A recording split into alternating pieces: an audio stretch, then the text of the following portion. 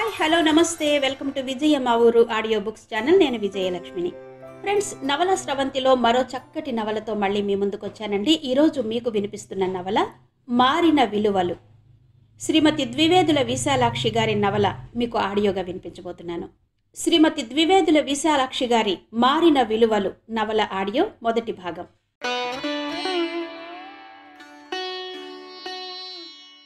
నాలుగేళ్ల తర్వాత ఆ ఇంట్లో తిరిగి నవ్వులు వినిపించాయి. వీధిలో నుంచి ఒక్క పరుగున వచ్చి అక్క మెడను వాటేసుకుంది శాంత. చేతిలో పుస్తకాన్ని పక్కగా పెట్టి, "ఏమిటే శాంత ఈ హంగామా?" అని ప్రశ్నించింది జానకి.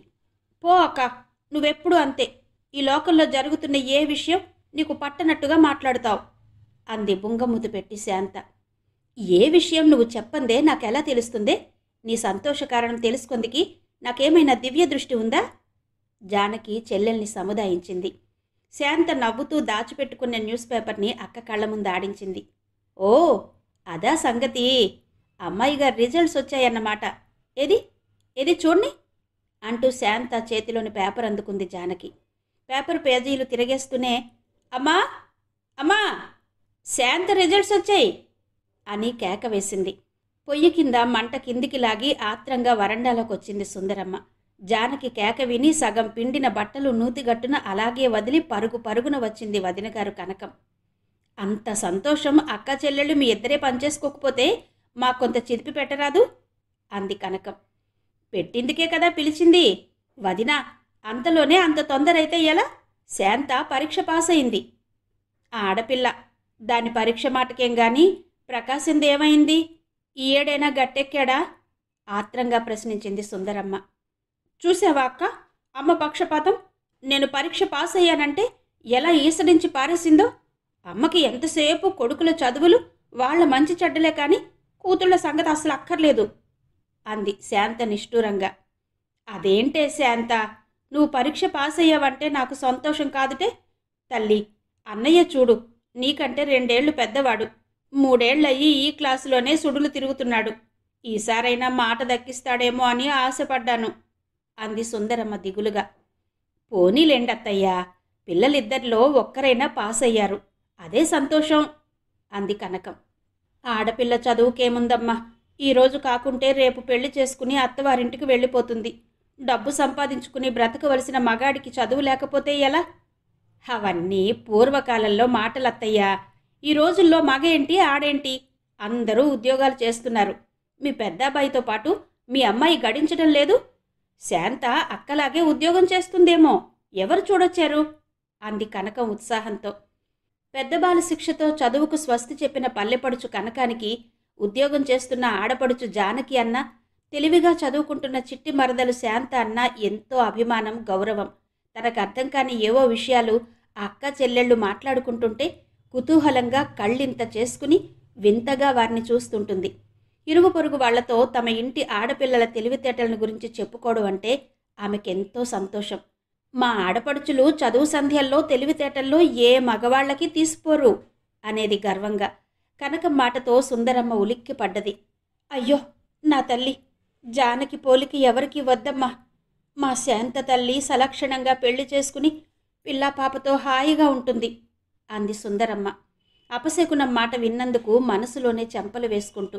కనకం ముఖం చిన్నబోయింది. "నేనా ఉద్దేశంతో అనలేదత్తయ్యా" అంది నెమ్మదిగా. జానకి చేతిలోని పేపర్ మడిచి గదిలోకి వెళ్ళిపోయింది. శాంత ఆనందం కుండెడు వేడి పాలలో చల్లచుక్క పడినట్టు విరిగిపోయింది. సుందరమ్మ కళ్ళలో నీళ్లు తిరిగాయి. గడిచిన కాలపు స్మృతులు ఆ ఇంటి చుట్టూ గాలిలో కలిసి తిరుగుతూనే ఉంటాయి. ఏ పాటికి చోటు దొరికినా ఆ ఇంటి మనుషులు శ్వాస ద్వారా వారి శరీరంలో ప్రవేశించి వారిని బాధ పెట్టేందుకు వెనుతీయవు. సుందరమ్మ మాట వాటికి తిరిగి ప్రాణం పోసింది. వారం రోజులై వచ్చే బంధువులతో, పచ్చని పందిళ్లతో, కళకళలాడుతున్న పసుపు గుమ్మాలతో సంతోష సదనంలా ఉన్న ఆ ఇల్లు ఒక్కసారిగా కథన రంగమై కూర్చుంది. అలకపాన్పుపై పెళ్లికొడుకు అమాంతం లేచి కూర్చున్నాడు. ఆడపెళ్లివారు, మగపెళ్లివారు ఎదురుబొదురుగా నిలిచి కత్తుల్లాంటి చూపులతో పొడుచుకున్నారు. ఈటెల్లాంటి మాటలు విసురుకున్నారు. తిట్లు, శాపనార్థాలు బాంబుల్లా ఇరుపక్షాల మధ్య పడి ధనాధన్మని పేలాయి. రెండు వైపులా పరువు ప్రతిష్టలు ఆ కోపాగ్ని జ్వాలల్లో మండి మసిబారి ఆ నుసి పెళ్లి పందిరి దాటి పెరట వాకిట నిండిపోయింది. ఆవేశాలు కాస్త చల్లారాక ఆడుకున్న మాటలకు ఒక అర్థమంటూ ఏర్పడింది. నిర్ణయించుకున్న ప్రకారం 3,000 రూపాయలు చెల్లించుకున్నారు. ఆడపిల్లని కన్న అపరాధానికి అంతకన్నా ఎక్కువ జరిమానా చెల్లించుకునే శక్తి నాకు లేదు అన్నాడు పెళ్లి పెద్ద. ఏంటండి బావగారు, లక్షలడిగాడా కోట్లడిగాడా? ఒక్క 1,000 రూపాయలకే ముఖం చూసుకుంటే ఎలా? ఈనాటి ముచ్చట ఇంకోనాడు వస్తుందా? రేపు అల్లుడు మోటార్ సైకిల్ ఎక్కి మీ అమ్మాయిని వెంట పెట్టుకుని మీ ఇంటికొస్తే ఆ సంతోషం మీది కాదుటండి. ఏదో కోపంలో అలా అన్నారే గాని ఆ మాత్రం ముద్దు ముచ్చట మీకు మాత్రం తెలీదా? అన్నాడు పెళ్లి కుమారుడి తండ్రి. ఓ, తప్పకుండా. అల్లుడు మోటార్ సైకిల్ కొంటానంటే నేను మాత్రం వద్దంటానా? మీరన్నట్టు నాకు మాత్రం ముచ్చట కాదా?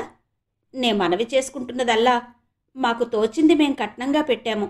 ఆ పైది మీరు భర్తీ చెయ్యండి. మీకేం లేదా పోదా? సరే సరే, మా పిల్లాడికి పెట్టుకోమని మీరు మాకు చెప్పాలా? మీ ముచ్చట మీరు కన్యాదాతగా తీర్చమంటున్నాము. వియ్యపురాలు వీణ మీటినట్టు ఒక మాట విసిరింది. ఎక్కడికమ్మా ఈ అచ్చట్లు ముచ్చట్లు? మాకు కలిగింది మేము పెట్టాం. పెట్టిన దానితో తృప్తి పడాలి కదా. అంతా కడిగి పెట్టిందికి ఈ పిల్ల ఒక్కతే కాదు కదా, ఇంకో ఆడపిల్ల పెళ్లికి ఎదుగుతున్నది. ఆడపిల్ల వాళ్ళని అలుసు చేసి మరీ జలగల్లా పీక్కు తింటామంటే ఎలా? అంది పిల్ల తల్లి. ఆవిడన్న మాటతో మళ్లీ నిప్పు రాజుకుంది. పెళ్లికొడుకు అలకపాన్పు మీద మండిగం వేసు కూర్చుని వాహ్వా చిత్తకిస్తున్నాడు. తన వాళ్లు నెగ్గుతున్నారనిపించినప్పుడు ఆనందం, ఎదురు దెబ్బ తిన్నప్పుడు విచారం చూపులతోనే వ్యక్తం చేస్తున్నాడు. అతడు అలిగి ఉన్నాడు కదా, అందుచేత మాట్లాడకూడదనుకుని మౌనంగానే తన సహాయం తన వారికి అందచేస్తున్నాడు. అయితే బావగారు మోటార్ సైకిల్ కొనుక్కుని పలుగుపారా సంచిలో వేసుకుని తెల్లవారుజామున మళ్ళగట్లంట షికారు చిత్తగిస్తారన్నమాట అన్నాడు చిట్టి బావమరిది. అసలు బావా, పట్నంలో కొన్న మోటార్ సైకిలు మీ గ్రామం ఎలా తీసుకుపోతావు? ఆ నాటుదారిలో అది నడుస్తుంది. చిన్న మరదలు సందేహం వెళ్లబుచ్చింది. నీకేం తెలిసే పిల్ల, మోటార్ సైకిల్ కొన్న మామగారు ఆ మాత్రం రోడ్లు వేయించలేడా? అది అతనే చూస్తాడు, అంతేకాదు మరిది. ఇంకొక వరుస వదినగారు హాస్యం చేసింది.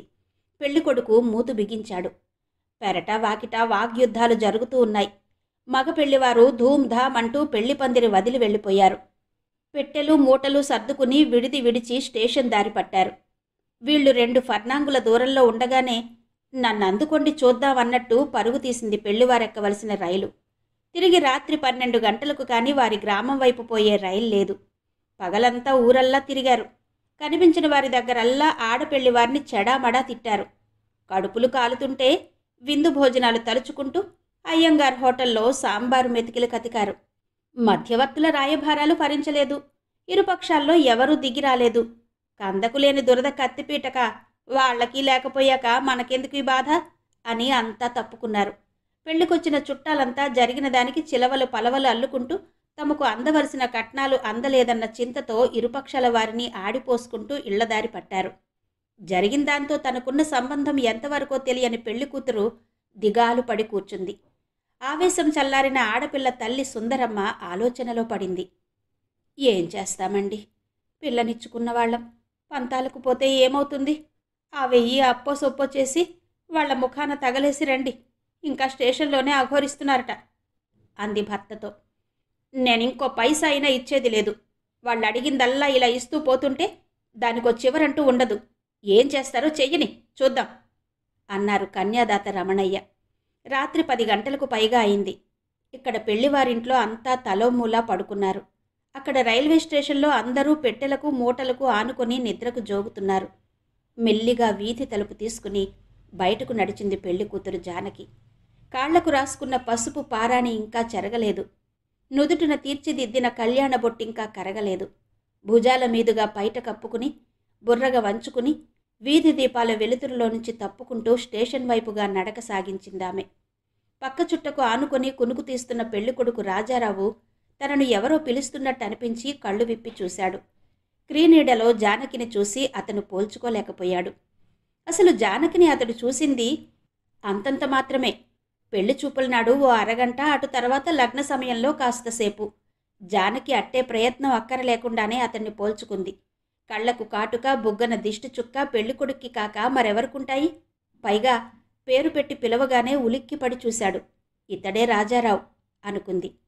ఎవరు కావాలి అని ప్రశ్నించాడు లేచి. సరిగ్గా సర్దుకుని కూర్చున్నాడు రాజారావు. మీతోటే మాట్లాడాలి, కొంచెం అలా అటువైపు వస్తారా అందామె. చుట్టుపక్కలంతా నిద్రకు జోగుతున్నారు. స్టేషన్ గడియారం 11 గంటల టైం చూపుతోంది. ఇంత రాత్రివేళ ఎవరి పిల్ల?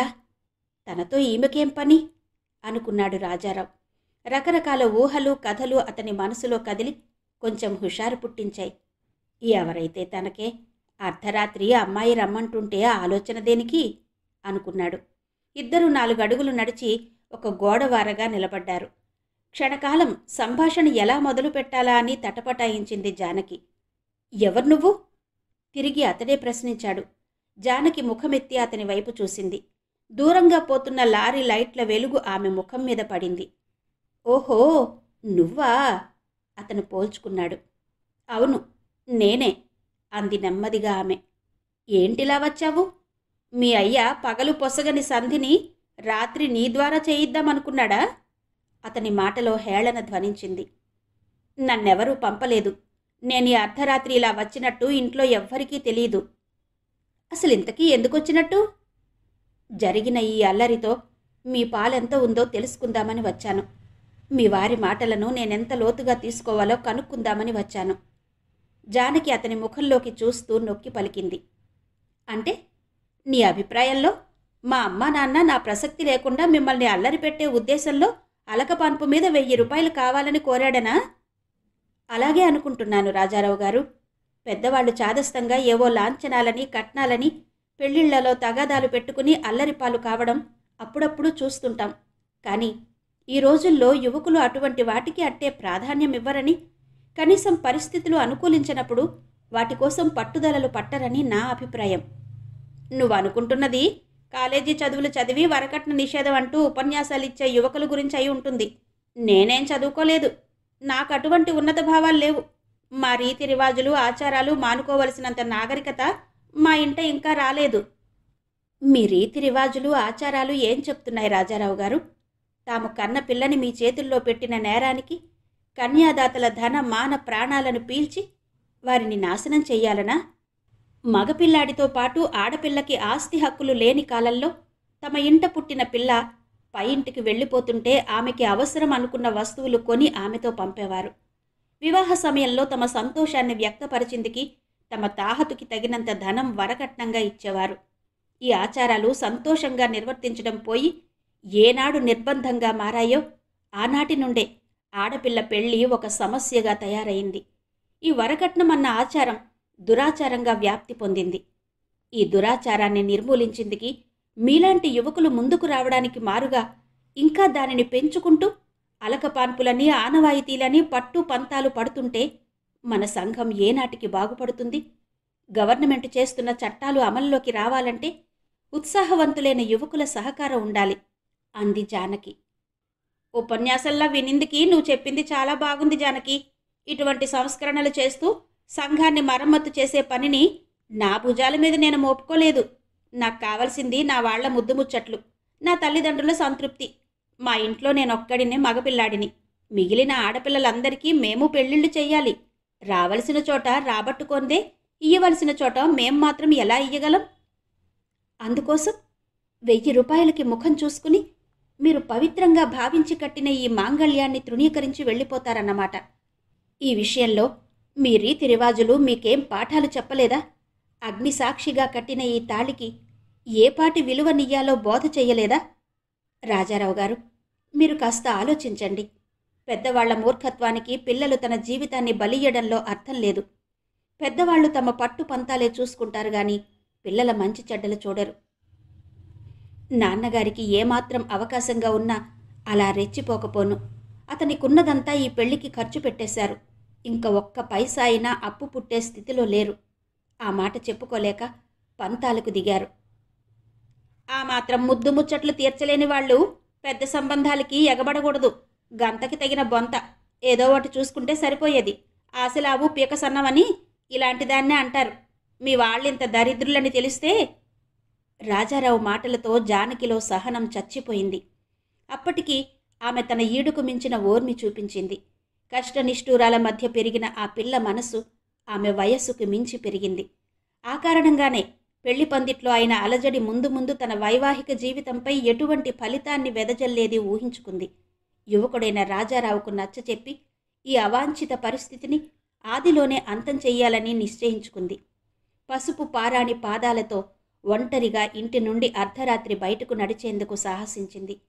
కాని రాజారావు మాటలు విన్న తర్వాత ఈ విషయం తను అనుకున్నంత సులభంగా పరిష్కారమయ్యేది కాదని తెలుసుకుంది.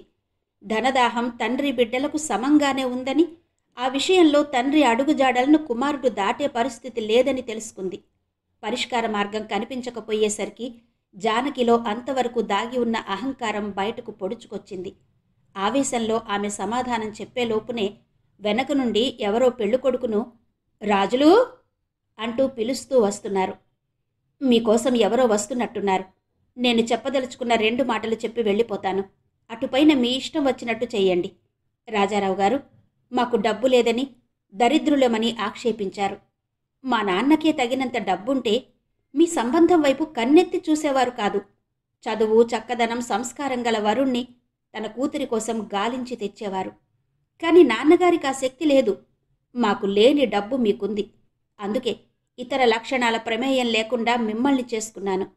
మిగిలిన విషయాలెలా ఉన్నా కనీసం తమ బిడ్డ కడుపు నిండా తిండి తిని బ్రతికిందవుతుందని మా వాళ్ళు ముచ్చటపడ్డారు. విద్య లేకపోయినా మీలో వివేకం ఉంటుందని ఆశిస్తున్నాను. మీ నాన్నగారు జారీ చేసిన హెచ్చరికను అమలుపరిచే ముందు మీ బుద్ధిని కాస్త ఉపయోగించి మరీ పనిలోకి దిగండి. ఇంతకన్నా నేను చెప్పవలసింది లేదు.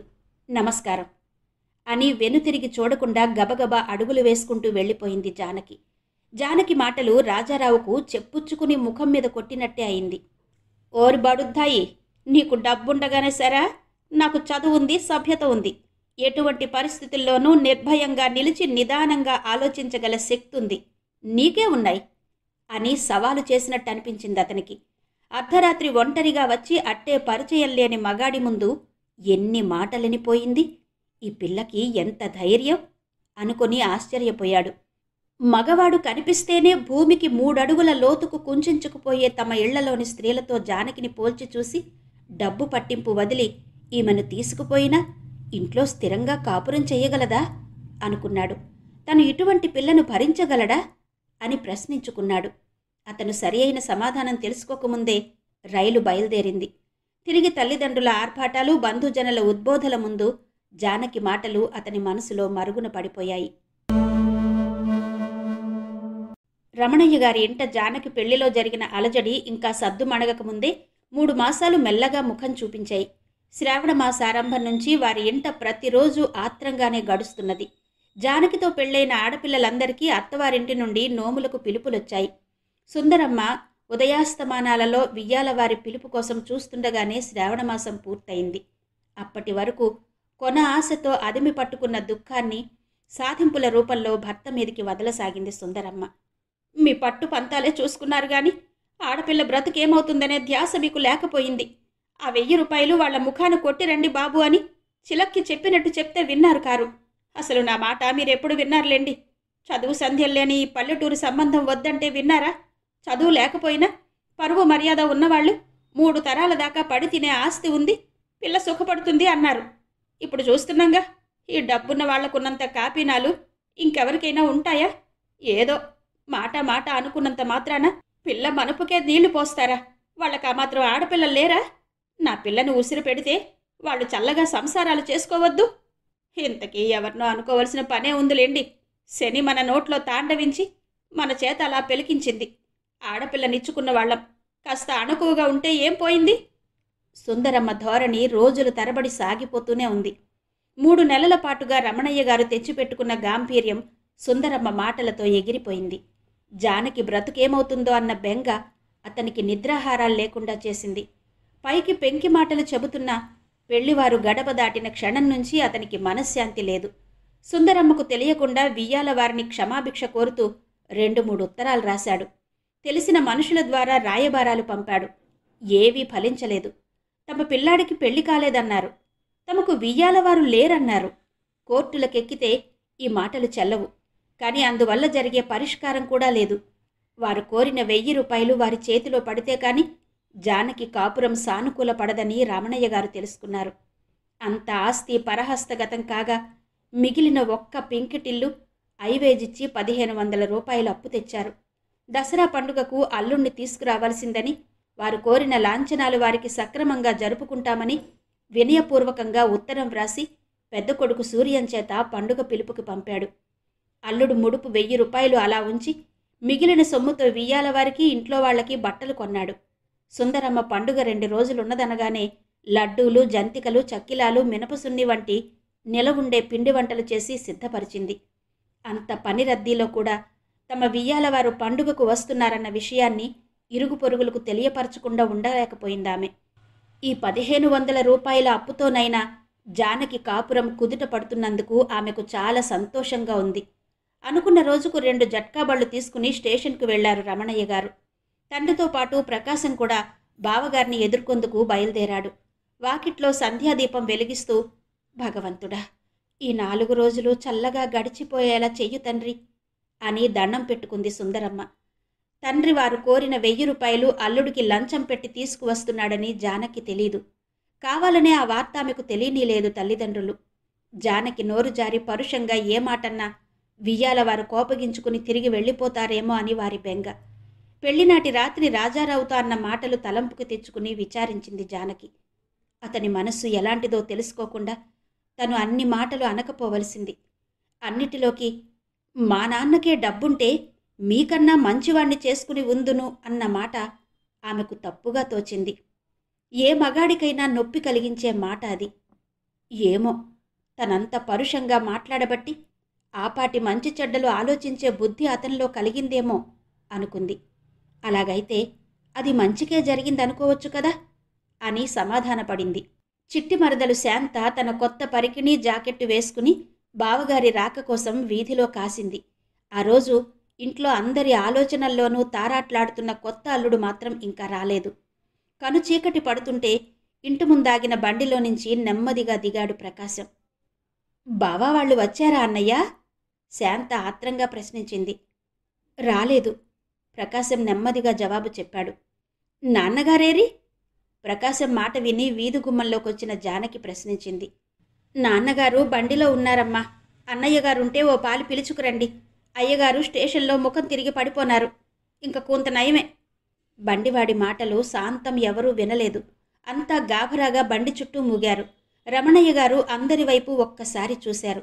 జానకి దృష్టిలోకొచ్చేసరికి అతని కళ్లలో నీళ్లు తిరిగాయి. సన్నగా పొడుగ్గా విరబూచిన లతలా ఉంది జానకి. ఛాయ తక్కువైనా కళగల ముఖం జానకిది. ప్రపంచంలో దేనికోసమో నలుమూలలా గాలిస్తున్నట్టు చంచలంగా అటూ ఇటూ కదలాడే కళ్ళు, చిరునవ్వు అంచులను మాత్రమే పైవారికి కనబరిచి అనుభూతిని తమలోనే దాచుకునే సన్నని ఎర్రని పెదవులు, ఆనందంలో ఆపత్తులో సరిసమంగా తలను పైకెత్తి నిలపగలిగే దృఢమైన మెడ, అన్నీ కలిసి జానకి రూపును తీర్చిదిద్దాయి. ఆ రోజు తెల్లని మల్లెపువ్వు లాంటి చీరను కట్టింది జానకి. చీర అంచుకు సరిపోయే జాకెట్టు తొడిగింది. జడలో కనకాంబరాలు, మరువము మాల కట్టి పెట్టుకుంది. తలంటుకున్న జుట్టు ముంగురులు నుదుటిపై నాట్యం చేస్తున్నాయి. రమణయ్య గారికి కూతురు ముఖంలో ఆనాడు ఏదో కొత్త అందం కనిపించింది. అంతలోనే మనసులో బాధ కలుక్కుమంది. తల్లి, నీ జీవితాన్ని చేజేతులా నాశనం చేసేనమ్మా అన్నారు కంట తడిపెట్టుకుంటూ. అవేం మాటలు నాన్న, వారి మూర్ఖత్వానికి మీరేం చేస్తారు అంది జానకి మెల్లగా. అయినా ఇప్పుడొచ్చిన ఆపదేం ఉంది నాన్న? ఈ రైలు తప్పి ఉంటారు. తెల్లవారి ఇంకోటి ఉంది కదా, దానిలో రావచ్చు అన్నాడు పెద్ద కొడుకు సూర్యం. తండ్రిని ఓదార్చేందుకు అలా అన్నాడే కానీ వాళ్ళు వస్తారన్న నమ్మకం అతనికి లేదు. ఆ రోజు పిలుపులకు వెళ్ళినప్పుడే వాళ్ల మాటల్లో ఏదో మోసం ఉన్నట్టు అనిపించింది.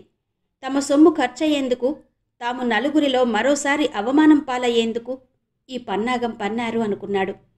రమణయ్య గారిని మెల్లగా బండిలో నుంచి లేవదీసి ఇంట్లోకి తీసుకువెళ్లారు. గంట పూర్వం ఎంతో సంతోషంగా ఉన్న ఇల్లు ఒక్కసారిగా చిన్నబోయింది. అంతా దిగాలు పడి కూర్చున్నారు. వస్తారని ఎదురుచూసిన వియ్యాలవారు రాకపోవడం, పైగా రమణయ్య గారు అనారోగ్యం సుందరమ్మకు మతిపోయేలా చేశాయి. వదిన పెట్టిన అన్నం తిని శాంతా ప్రకాశం తమ పుస్తకాల ముందు కూర్చున్నారు. ఆ రాత్రి మిగిలిన వారెవ్వరూ వంట ఇంటి ముఖం చూడలేదు. వండిన వంటలపై మూతలు పెట్టి అందరికీ కాఫీలు పెట్టి తెచ్చింది కనకం. తను కాస్త తాగి వదిన చేతిలో గ్లాస్ అందుకుని తండ్రి గదిలోకి వెళ్ళింది జానకి. రమణయ్య గారు గోడవైపు తిరిగి పడుకున్నారు. నాన్న, కాస్త కాఫీ తాగుదురుగాని, ఇటు తిరగండి అంది తండ్రి పక్కలో కూర్చుంటూ జానకి. తన కన్నీరు కూతురు దృష్టిలో పడకుండా తుడుచుకుంటూ అటు నుండి ఇటు అతి కష్టంగా తిరిగారతను. 1-2 కన్నీటి బొట్లు ఇంకా బుగ్గలపై నిలిచిపోయాయి. ఏంటి నాన్న, మీకేమైనా పిచ్చా? ఇప్పుడేమైందని కన్నీరు అంది ఆమె తన చీర కొంగుతో అతని కన్నీరు తుడుస్తూ. వాళ్ళు ఉట్టి మూర్ఖులమ్మ. డబ్బు కోసం ఎంతటి పాపం వడికట్టుకుందుకైనా వెనుతీయరు. వాళ్ళ గురించి సరిగ్గా తెలుసుకోకుండా నా చిట్టి తల్లిని వాళ్ల చేతుల్లో పెట్టాను. అది చాలదన్నట్టు వాళ్ళు మూర్ఖులని తెలుసు కూడా వాళ్లకన్నా మూర్ఖంగా ప్రవర్తించాను. అన్ని విధాలా నీకు అన్యాయం చేసేనమ్మా అన్నారు జానకి తల నిమురుతూ. ఆ రోజు తండ్రి ఎందుకంత దిగులుగా మాట్లాడుతున్నాడో జానకికి అర్థం కాలేదు. ఎటువంటి పరిస్థితుల్లోనైనా ధైర్యంగా నిలబడి ముందు సంగతేంటని ఆలోచించడం అతని తత్వం. బహుశా శరీరంలో అస్వస్థత మూలంగా అలా మాట్లాడుతున్నారనుకుంది. పోనీలే నాన్న, వాళ్ళు కోరినంత సొమ్ము మీరిచ్చి నన్ను అత్తింటికి అంపకం పెట్టినా అటువంటి వాళ్ల మధ్య నేనేం సుఖపడతాను?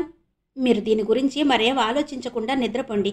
తెల్లారేసరికి వాళ్ళు రావడమో ఉత్తరం రావడమో జరిగితే అప్పుడు ఆలోచిద్దాం అని అతన్ని సమాధానపరిచి వెళ్ళిపోయింది జానకి. రోజులు వారాలుగా, వారాలు నెలలుగా మారిపోతున్నా జానకి అత్తవారి మనోగతం అర్థం కాలేదు. రమణయ్య గారి ఆరోగ్యం కుదుటపడలేదు. అల్లుడి అలుక తీర్చేందుకు అప్పుగా తెచ్చిన సొమ్ము మామగారి మందులకి పనికొచ్చింది. తెలిసిన డాక్టర్ని తీసుకొచ్చి చూపించాడు సూర్యారావు. అతడు మార్చి మార్చి మందులిస్తూనే ఉన్నాడు. గుణం మాత్రం కనిపించడం లేదు. ఇది మనోవ్యాధండి, మందులకేం లొంగుతుంది అన్నారు కొందరు. ఏంటి చికాకు, ఎలా మొదలైంది జబ్బు అని ప్రశ్నించేవారు చూడవచ్చిన వాళ్ళంతా. వియ్యాలవారిని ఎదుర్కొందుకి స్టేషన్కెళ్ళి అక్కడ ముఖం తిరిగి పడిపోయారండి. అప్పటి నుండి ఇలాగే ఉంది. లేస్తే కళ్ళు తిరుగుతున్నాయంటారు. ఏం తిన్నా ఇమ్మడదు. మనిషి రోజు రోజుకి నీరసించిపోతున్నారు. ఏం జబ్బో ఎవరూ చెప్పలేకపోతున్నారు. ఇదంతా మా కర్మండి. మా రోజులు బాగాలేవు. అత్తారింట సుఖంగా కాపురం చేసుకోవలసిన ఆడపిల్ల గుండెల మీద కుంపటిలా ఇంట్లో కూర్చుందా? పైగా ఈయనకి ఈ మాయ జబ్బు. నేను ఆడదాన్ని ఏడవడం తప్ప ఏం చెయ్యగలను అంటూ కళ్ళ నీళ్లు పెట్టుకునేది సుందరమ్మ. సుందరమ్మ ఈ మాటలు చెబుతుండగానే 1 ఏడాది ఈ కొస నుండి ఆ కొసకు నత్తలా నడుచుకుంటూ వెళ్ళిపోయింది. రమణయ్య గారి పరిస్థితి ఏం మారకపోయినా ఇంట్లో ఆర్థిక పరిస్థితి మాత్రం తలకిందులైంది. సూర్యారావు జీతం 125 రూపాయలు ఆ ఇంట్లో వాళ్ల జీవనానికి ఆధారంగా నిలిచింది. ఇల్లు గడవాలి, పిల్లల చదువులు సాగాలి. తండ్రి సలహాపై జానకి టైపు, షార్ట్ హ్యాండ్ పరీక్షలకి హాజరైంది. ఈ పరీక్షలు పాస్ అయి ఏదైనా ఉద్యోగం దొరికితే అన్నయ్యకు కాస్త ఆసరాగా ఉంటావమ్మా అన్నాడు తండ్రి. రమణయ్య గారు మంచాన పడ్డ తర్వాత ఆయన జబ్బు గురించి, ఇంటి పరిస్థితి గురించి వియ్యాల వారికి 4-5 ఉత్తరాలు వెళ్ళాయి. ఒక్కదానికి వారి దగ్గర నుండి జవాబు రాలేదు. ఒంట్లో బాధకు మనోవ్యాధి తోడు కాగా రోజు రోజుకు దిగజారిపోసాగారు రమణయ్య గారు. నోట్లో నుంచి మాట బయటపడడం కష్టంగా ఉంటున్నా జానకిని చూసేసరికల్లా నీకు అన్యాయం చేసేనమ్మా, నన్ను క్షమించు తల్లి అని గొణుక్కునేవారు. మీరంత మాట అనకండి నాన్న, మీరు నాకు మేలే చేశారు.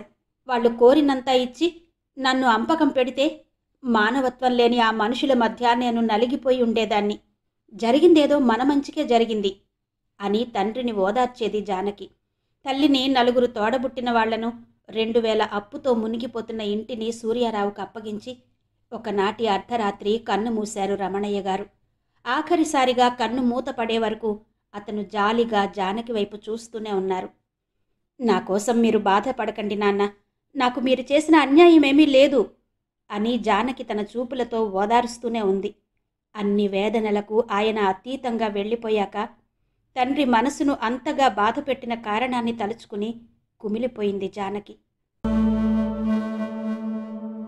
ఇరుగు పొరుగు ఇళ్లలో దీపాలు వెలిగాయి. సంధ్య పడినా నేల ఇంకా చల్లబడలేదు. ఎండవేడికి కాలిన గోడలు, గచ్చులు ఆవిర్లు కక్కుతున్నాయి. దక్షిణ తెరప నుండి వచ్చిన ఆ కొద్ది గాలి కూడా గాడ్పునే మోసుకొస్తుంది. ఈ ఏటి ఎండలు పుట్టి బుద్ధెరిగి ఎప్పుడూ చూడలేదు అన్నారు ముసలివారు. వరుసగా 4 ఏళ్లు వేసవికాలంలో వారి దర్శనం చేసుకుంటే వారి నోట ప్రతి ఏడు వింటాం. తెల్లవారితే పరగడు పన్నట్టు ఎప్పటికప్పుడే కొత్తవారికి. నిత్యం చేసే పనులకే కొత్త ఆలోచనలు పురుముకుంటూ కొత్త అనుభవాలను ఆక్రాణిస్తూ ఆనందించడమే జీవితం. 10 నెలల వయసు నుండి తింటున్న తిండి కోసం ఉరుకులు పరుగులుగా మనిషి కష్టిస్తున్నాడంటే, విసుగు విరామం లేకుండా ఏ పూటకా పూట ఆసక్తితో ఎదురు చూస్తున్నాడంటే, మనిషిలో పాటలో కొత్తను ఊహించి ఆనందించే మనస్తత్వమే దానికి కారణం. ఈరోజు నిన్నటికి భిన్నంగా ఉంటుందన్న ఆశతో ఎదురు చూసే ఓర్పే మనుషులకు లేకపోతే మన దేశపు జనాభా లెక్కల్లో అంకెల స్థానాలు చాలా వరకు దిగబడి ఉండేవి. అటువంటి ఆశతోనే వియ్యాల వారింటికి వెళ్లిన కొడుకు రాక కోసం ఎదురు చూస్తున్నది సుందరమ్మ. భర్తను కోల్పోయిన సుందరమ్మకు పిల్లలే పట్టుకొమ్మలు. వారంతా సుఖంగా పిల్లా పాపతో బ్రతుకులు వెళ్లదీయాలని ఆవిడ కోరిక. కోరికలెప్పుడు ఉన్నాయో బాధలు అప్పుడే పుడతాయి. తీరని కోరికలే బాధలు. మనిషి వీటికి లొంగిపోతే జీవితాంతం వ్యధలను కొని తెచ్చుకున్నట్టే. ఈ కోరిక తీరితే సరి అన్న మాటకు అర్థముండదు. సాగరంలో కెరటల్లా ఒకటి తీరితే దాని స్థానాన్ని ఇంకోటి ఆక్రమించుకుంటూనే ఉంటుంది. ప్రస్తుతం సుందరమ్మ కోరిక జానకిని సలక్షణంగా అత్తవారింటికి పంపివేయాలని. ఇది తీరేదాకా ఇంకో కోర్కెకు ఆమె మనసులో చోటు లేనంత పెద్దగా ఆక్రమించుకుందా బాధ్యత. వాకిట్లో దీపాల్లో చమురు పోస్తున్న జానకి కూడా అన్నగారి కోసమే చూస్తున్నది. 2-3 ఏళ్లుగా సాగుతున్న ఊగిసలాట ఆ రోజుతో తీరిపోవాలని ఆమె కోరుకుంటున్నది. అతడు తన మెడలో తాళి కడుతున్నప్పుడు తన జీవితం ఇలా అవమానాలకు పరిహాసాలకు పాలవుతుందని ఆమె అనుకోలేదు. పెళ్లి చేసుకుని అత్తింట కాలు పెట్టిన అనేకులు ఆడపిల్లల్లో తను ఒకతిగా కాలం వెళ్ళిపోతుందని ఆశించింది. అంతకన్నా జీవితంలో ప్రత్యేకత ఆశించే అవకాశం కానీ ఆశలు కానీ ఆనాడు ఆమెలో లేవు. ఆదిలోనే హంసపాదన్నట్టు 3 ముళ్ళు తిన్నగా పడకముందే ఆమె వైవాహిక జీవితం ఒడిదుడుకుల పాలైంది. ఆ చిక్కుముడి ఆనాటి నుండి రోజురోజుకు బిగుసుకుపోతూ ఉండిపోయింది. దాన్ని బిగదీయడమో విడదీయడమో ఆనాటి అన్న రాకతో తేలుతుందని జానకి నిరీక్షిస్తున్నది. ఇంటి నిండా చీకటి పేరుకున్నా ఇంకా జానకి దీపాలు వెలిగించలేదు. వాకిట్లో దీపం వెలిగించకుండా చీకట్లో ఏం చేస్తున్నావే? కూతుర్ని ప్రశ్నించింది సుందరమ్మ. లాంతర్లు తుడుస్తున్నానమ్మా. ఈ రేషన్ మూలంగా ఏం చమురు పోస్తున్నారో గాని వత్తి ఇట్టే బొడ్డు కట్టి చిమ్నీ మసిబారిపోతున్నది. ఎంత తుడిచినా తేటు రావడం లేదు అంది జానకి చేతిలోకి అగ్గిపెట్టి తీసుకుంటూ. అరగంట సేపయింది అక్కడ కూర్చుని. ఇంకా చిమ్నీలు తుడవడమేనా? సంధ్య పడేసరికి వాకిట్లో దీపం పెట్టుకోవాలనే దృష్టి ఉండదు. ఏం పిల్లలో అంది సుందరమ్మ విసుగుతో. పోనీలే అమ్మా, ఇప్పుడు మించిపోయిందేం లేదు. ఎంత ఆలస్యంగా వెలిగిస్తే అంత మంచిది. కాస్త చమురైనా మిగులుతుంది అంది జానకి నవ్వుతూ. మరే మన బుద్ధులు ఇలా ఉండబట్టే నెత్తిన శని నాట్యం చేస్తున్నది. ఇంటి వాళ్ల బుద్ధుల్లో జ్యేష్ఠాదేవి వాసం ఏర్పరచుకున్నాక కాలం కలిసి రమ్మంటే ఎలా వస్తుంది? నేను చెప్తున్నాను చూడు, వాడు చేతులు ఊపుకుంటూ తిరిగొస్తాడు అంది సుందరమ్మ కొడుకు రాకను మనసులో పెట్టుకుని. కాలానికి మనవంటే పగెందుకుంటుందమ్మా? ఒక విధాన కాకుంటే ఇంకో విధాన అనుకూలిస్తుంది అని చెప్పాలనుకుంది జానకి. తనకు బాలవిహార్లో వచ్చిన ఉద్యోగం గురించిన వార్త ఆమెకు అందచెయ్యాలనుకుంది. కానీ ఆనాటి అన్న తెచ్చే సమాధానంపై తను ఉద్యోగం చేసేది మానేది ఆధారపడి ఉంది. అదేదో తేలేకే చెప్పొచ్చు అని ఊరుకుంది. జానకి వెలిగించి ఇచ్చిన దీపం పట్టుకుని సుందరమ్మ వంట ఇంట్లో కాలు పెడుతుంటే సూర్యారావు వీధి తలుపు తెరుచుకుని ఇంట్లోకొచ్చాడు. ఆ దీపాన్ని అక్కడే వదిలి, ఏవైందిరా, పండాకాయా అంటూ వచ్చింది సుందరమ్మ. తల్లిని చెల్లెల్ని తేరిపార చూసి, హేలినాటి శని నా నెత్తెక్కి కూర్చుంటే వెళ్ళిన పని పండేలా అవుతుందమ్మా, కాయే అన్నాడు సూర్యారావు నిస్పృహతో. ఏమన్నారేంటి? సుందరమ్మ దిగులుగా ప్రశ్నించింది. ఏమంటారు? మన సంబంధం వాళ్ళకక్కర్లేదట. మన పిల్లని భార్యగా ఏలుకునే కంటే బ్రహ్మచారిగా ఉండడమే అతనికి నయమట. మనం ఏమంత విషం పోసాంరా? కాళ్ళు కడిగి కన్యనిచ్చినందుక? సూర్యారావు తల్లి మాటలకు జవాబు చెప్పలేదు.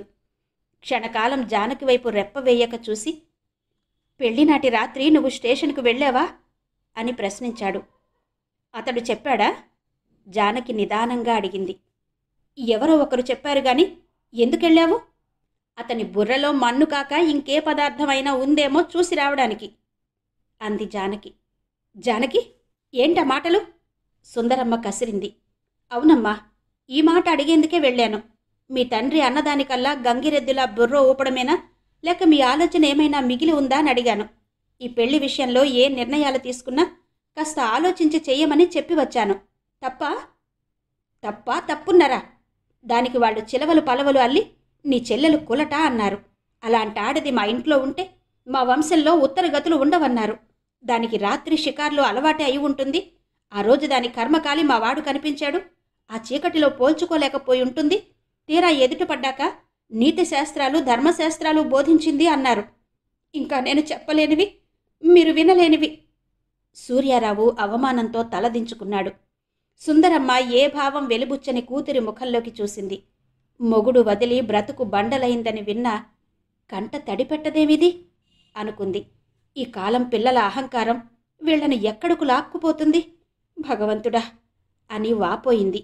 ఉన్నట్టుండి సూర్యారావు లేచి చెల్లెలి భుజం పట్టుకుని, జానకి, నీ కాపురం నా పరువు నిలిచిందికి ఒక పని చెయ్యగలవా అన్నాడు. ఏంటది? నిర్లిప్తంగా ప్రశ్నించిందామె. నేను నీ అత్తవారిల్లు వదిలి వస్తుంటే ఆ సందు చివరలో మీ పినమామగారి కోడలు కనిపించింది. ఏమన్నారని ప్రశ్నించింది. వారన్నది చెప్పాను. జరిగిన దానికి ఆవిడ చాలా బాధపడ్డది. నీ కాపురం సూటిపడడానికి ఒక సలహా చెప్పింది. కాస్త ఆలోచించి చూస్తే అది ఫలిస్తుందనే అనిపిస్తున్నది నాకు. ఇంతకీ ఏంటా సలహా? నిన్ను పసుపు కుంకుమ పెట్టి తీసుకెళ్లి వారింట దిగవిడవమంది. 4 రోజులు మనసు ఒళ్ళు నీది కాదనుకుంటే అన్నీ సర్దుకుపోతాయంది.